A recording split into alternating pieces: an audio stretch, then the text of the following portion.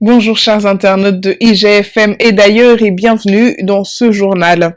Au sommaire, affaire Ndiaga Diouf, le procès en appel de Barthélémy Diaz qui devait se tenir ce mercredi est encore renvoyé au 2 mars prochain. La grève des transporteurs annoncée depuis hier, largement suivie, les populations en font les frais. Et puis intoxication à l'université de Bombay, Badaran Ndiaye, un des étudiants, est finalement décédé. Tout de suite, les détails.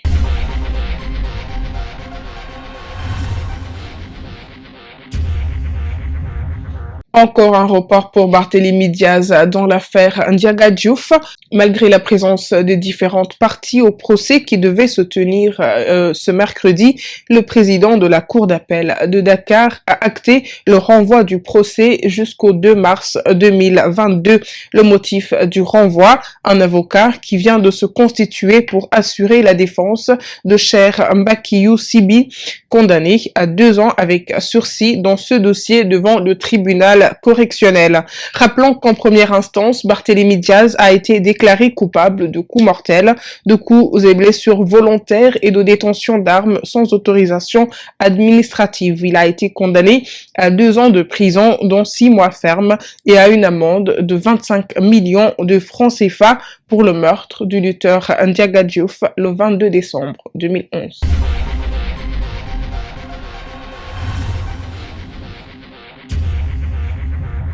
La grève des transporteurs, un mot d'ordre de 48 heures. La grève a été bien respectée ce mercredi. Les populations en ont payé le prix et leur souffrance pourrait se poursuivre jusqu'à demain, 2 décembre. Le directeur des transports routiers demande aux transporteurs de rejoindre la table des négociations pour une sortie de crise. Notons que ces transporteurs font grève pour dénoncer les tracasseries causées par la police, la gendarmerie et la douane, entre autres motifs.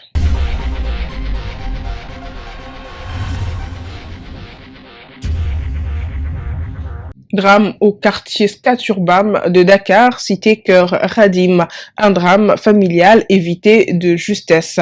La dame Dabakoli, sous emprise de forces obscures, dit-elle, a poignardé ses jumeaux de 11 ans et leur grand-mère aux environs de 4 heures du matin, alors que le reste de la famille dormait à point fermé. Réveillés par les cris, les autres membres de la famille sont vite venus au secours du garçon, touché à la partie gauche du dos, de la fillette à l'épaule droite et de la grand-mère qui a été touchée dans la région des seins. L'observateur nous apprend que les victimes sont admises aux urgences de l'hôpital Fann. Dabakoli, elle, a été internée au département psychiatrique de Fann car selon des proches, elle ne jouirait pas de toutes ses facultés mentales. Toutefois, une enquête a été ouverte.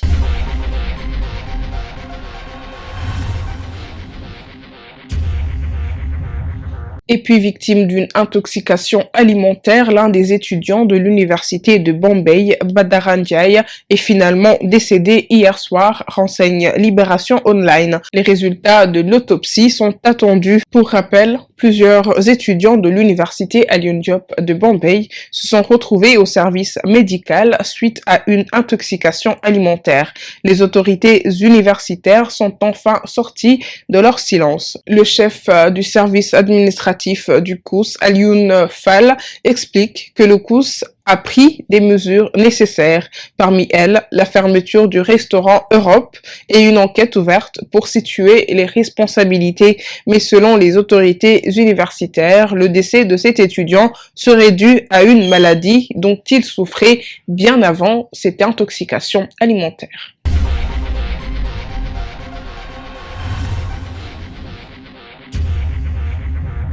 Point du jour de la pandémie Covid-19 au Sénégal. Ce mercredi 1er décembre 2021, sur 1229 tests réalisés, 3 sont revenus positifs. Des cas issus de la transmission communautaire. 2 patients ont été déclarés guéris. 2 cas graves sont pris en charge en réanimation. Aucun décès n'a été enregistré ce mardi.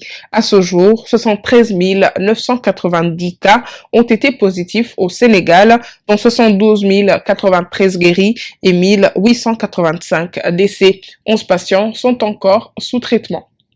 Merci chers internautes d'avoir suivi ce journal. On se retrouve demain sur www.igfm.sn.